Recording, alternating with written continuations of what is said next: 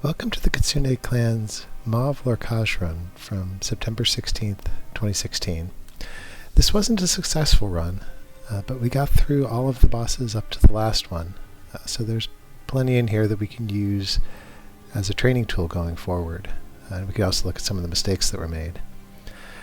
Maw of Lorkaj starts out with some trash mobs.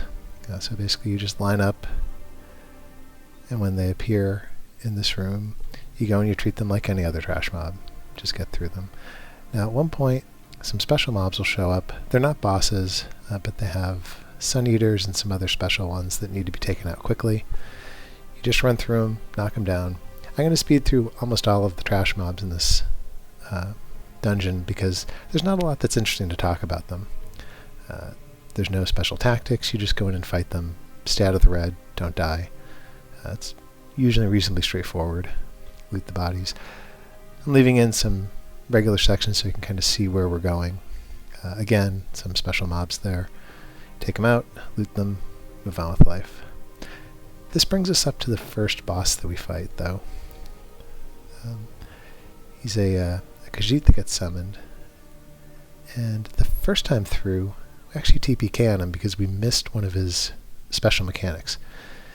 He really only has two. One of the mechanics involves those blue pedestals that you see there. For anybody in the raid, if your screen turns blue overall, you need to go step on one of those pedestals in order not to die to the debuff. I think that happens to me here. My screen's blue, I walk onto the pedestal, my screen goes back to regular, and I'm good. And I can see he's throwing down these crystal pillars. I believe once he gets 5 pillars down is when he's in range to use his other mechanic.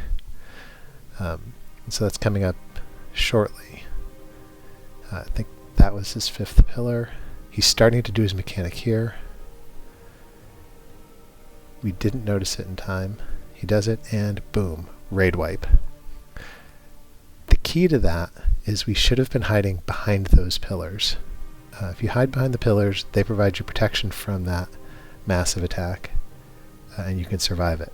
Otherwise, you take, in my case, 55,000 points of damage, which is just not survivable. So cut to the next attempt. For Maw of Lorkaj, you've got 2 tanks for one of the fights, and both of them probably want to be holding the boss in roughly the same place. We run around a little bit as one tank takes aggro from the other. I'm one of the tanks, but this time we get behind the pillars properly. You can see he's doing some attacks, and then he does his one big attack coming up in just a second or two. That one destroys the pillars. We're all fine. No raid wipe this time. Just go back to fighting him, and down he goes eventually. So that's the only trick with him.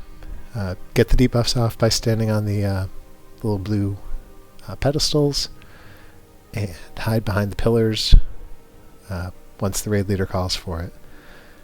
Once you're done, you go into that door, up that ladder, you kind of race down here. There's some more trash mobs. Now, the trash mobs here, they do have some special qualities. Like I said, they're sun eaters. They can do a lot of heavy AoE damage, so you want to kill them first, otherwise they can cause problems for the raid. The shamans, for the ogres here, same deal. You want to kill them first. But overall, if you've done any kind of dungeon work, or worked with parties, it's not particularly difficult. If your group is having a problem on the trash mobs, you might want to pick a different dungeon or trial to attempt, because they're much easier than the bosses. Now, in here in a moment, I'm about to make a mistake. And that was trying to res Corvinus when I had 2 people on me, didn't put my shields up, and that's what happens. When someone goes down in a raid, the DPS should be the one to bring them up. The tank's almost always going to have aggro, like I did there. The healers have a much more important job to be doing. So it's really up to the DPS. And in a raid like this where we've got 2 tanks, and 3 healers. That leaves us with 7 DPS who could be doing that job. You can see 77,000 damage from one of the hits, and then 26,000 from another, so that's not really survivable. Although I think that was the damage over time, so it looks worse than it really was. Eventually, somebody does get me up. We're able to go through, and like I said, these are really just regular mobs for you to take down. When you beat them, though, you do get a chest, which is nice. You get some decent loot out of that sometimes. Doing cuts to eliminate sections where we were just kind of standing around and regrouping. So I'm ready. This next fight is the one that you want to bring 2 bosses for, or 2 tanks for rather, because you've got 2 bosses that you need to tank and they can't be near each other. You can see there's one on the left, there's one on the right. We've already agreed. I'm going to take the one on the right. So I run over, hit it with Inner Rage, which is a taunt from the Undaunted line. It's the only ranged taunt in the game, and for this particular fight, as a tank, you absolutely have to have it. It's the only way to manage swapping the bosses around as you need to. So make sure you've got that on your bar. Now you can see over my head and over the people's heads that I'm on the same side as, there's a blue aura. You want to make sure that your aura is a different color than the aura of the boss that you're fighting. If it's the same color, you won't do any damage to him. The idea is each tank needs to range taunt the other boss when the colors switch. In this particular case, I've got them both on me because while I taunted the opposing boss, they weren't able to bring the same colored boss away. There they just did. So for a while, I had to tank both of them. And better that than the party gets wiped. We do have a wipe here, and it's my fault. So I'll point out how I managed to wipe the raid in about a minute or so, I think. When the boss goes there, they're switching colors. So you can see he's yellow. I have nothing on my head now. And here's a mistake. I got too close. So now I'm blue. I'm opposite the boss, but unfortunately, I'm the same color. I'm an opposite color from my team.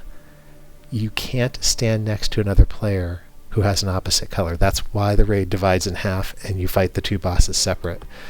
What you can see there is I, with my blue aura, stepped too close to, I think it was Corvinus, who had a yellow aura, and we annihilated each other.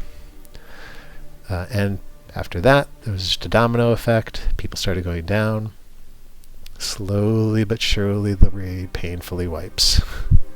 I think somebody even manages to get me up in the end term. If a tank goes down, somebody obviously needs to try to get them up quickly, or the raid leader can just decide, let's wipe, start over again. It's not the worst thing in the world. It's just a soul gem. It's not that expensive. The basic idea, though, is there's a line of candles sitting across the middle of the room. Don't go across that line. I don't think I did, but I think I still got too close to it. So this is where a wipe was called for. So I'm just saying, hey, kill me. And yeah, they're perfectly capable of that.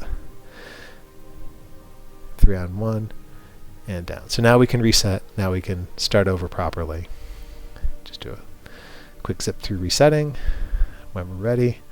Again, I'm taking the one on the right. You can see the other tank is on the far side there. I pull that one. Forget their name.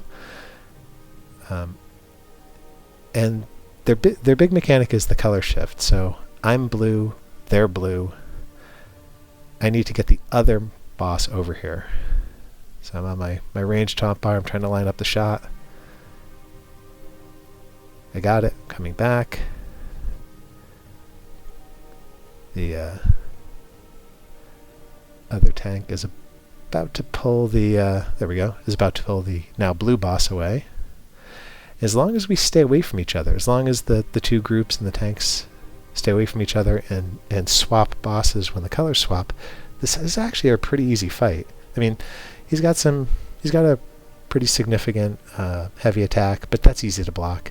There's one other mechanic that comes up in just a little bit, I think, where they can pin people to the ground, and it's kind of an insta-kill effect if you let it go for too long. But it's interruptible, so with 6 people on a side, it should be trivial to interrupt that. Okay, color swapped again. Now I'm gold like the rest of my team, so I can go pick up the other boss, bring them back. Other tank picked up the boss I was on.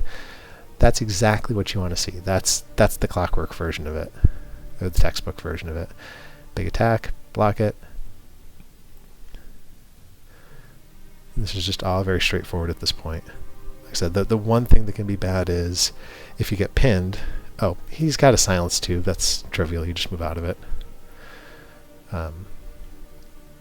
If you get pinned, somebody just needs to interrupt the boss. Just bash him, use a ranged interrupt, whatever you got. Their damage really isn't too bad, apart from their special effects, which is kind of fair. I mean, somebody that's got an instant-kill effect shouldn't really also be packing a bunch of other horrible things. I'm waiting to pick up the other boss. Blocking to make sure nothing kills me, and I think I let block down for like 1 second and suffer for it. Okay, so now I'm blue. Bring him back out. Swap bosses. Block the big heavy. Okay, there I'm pinned. There you can see the interrupt. Everything's fine. Life is wonderful. And we just keep going on.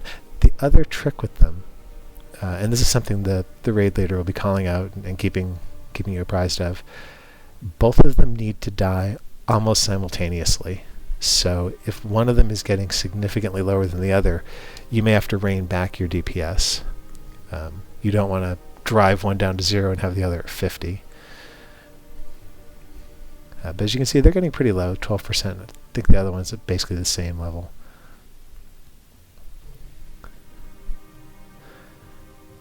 Yeah, blocking, waiting for the chance to switch. And just got hit out of the blue.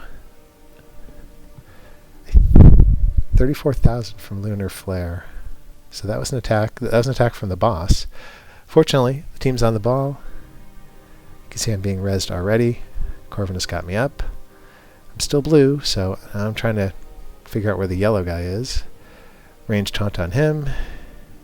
He instantly pins me, but there's somebody around who can interrupt him. And he's at 2%. I mean, this is the end of the fight. They're going to win, kind of regardless at this point. And that's it. So there's some nasty things there, but as long as you're kind of paying attention, it's not too bad. I think in the future we can get through that fight pretty easily, since we know what to look for. Up to lattice work. We've got some more trash. Got the big kitties for this one, so you basically kill the kitties. And then there's 2 rings to pull. You only want to pull one of the switches at a time, because that causes a whole mess of mobs to spawn, as you can see down there. Again, Sun Eaters get priority targeting. If you're tanking, just do what you can. It's a big group. It's hard to keep aggro on everything. And you just kind of go through fighting them as best you can.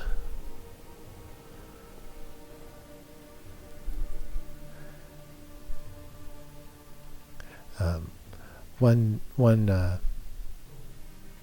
general thing for DPS is if you watch where the Templars are radiant destruction, that line makes a nice shoot here marker. It says that the guy is below 50%, and even if that doesn't mean execute range for you, it can still be worth helping out to get rid of him. So now you're going through the other switch. Same deal. Mobs, destroy them, move on with life.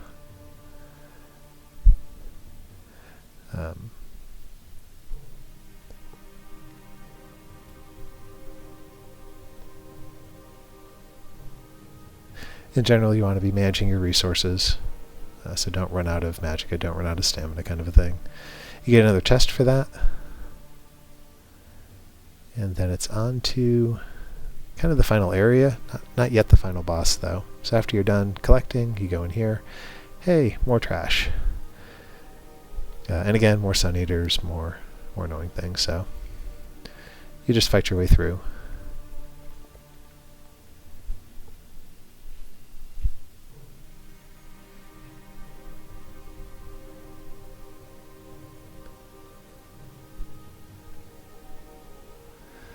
Okay, once you're done, now it's on to the final boss with a random nothing room in the middle. So here he is. There's some dialogue that occurs here. You can see the rest of the party's moving around to the back. Don't step on those glowing sigils. You'll need those. So there's a few interesting mechanics here. One, there's this whole area behind that gate that we were just looking at where you'll send runners. 3 of the DPS will take off in the middle of the fight because they have to go find and take out some priests. And if you don't, you get a team wipe, which happened a lot. So this is one of the fights against the boss, and not our best one. It was just the final one that we did. See, we're all gathered up. These circles will glow yellow, and then after the boss has fought for a bit, he'll jump on them and turn them blue. If you're standing on the circle when it's blue, you're pretty much going to die. So what we're doing is we're working one circle ahead of where the boss is going to do that, so that there's less chance of somebody accidentally still being on the blue when the boss flips it from gold. So as soon as we're ready, tank pulls the boss. He responds by going back to the center. You can see the gold circle to our right there. The middle circle is blue. That's where the death priests are going to show up. And then the boss comes back. He's got a bunch of moves, throwing fireballs at you, doing stuff. But the real danger here, the real problem mechanic, is that one where the priests show up and the DPS has to go searching for the killable versions. There's ads that show up. I mean, they can do some damage. The tank should try to keep them away from the rest of the raid, but in the big picture, they're pretty meaningless. So the first time the DPS has to go is when the boss hits that circle and turns the circle that's currently gold. That's the sign for the DPS. You can see them racing off into the background, and they're looking for invisible things. They have a synergy they can use to reveal them. Hopefully I'll get some footage next time of what that looks like. The tank's point of view is pretty limited here. Basically all the tank has to do is keep this guy from messing up the raid, try to keep him turned away from the raid, because he does have some conal effects, so you can save the raid some headaches that way. Generally tanks don't do a lot of damage, but this is basically a DPS check, because you have until you get around to the other side, so you can play all the circles before he kind of berserks out. And it's a searching check too, in the sense of the DPS have to find those 6 priests. If they don't, the entire raid just wipes, and there's nothing you can do about it. So you're kind of at the mercy of people finding those. See, he's turning that circle, and that's what happens when the DPS don't find the priests. You just die. Pretty sure next time we'll be able to get through that. We basically just had some server issues and such, people disconnected and things like that. So hopefully next time that won't be a problem. But that's Maw of Lorkaj. So hopefully the next video will be the completed version.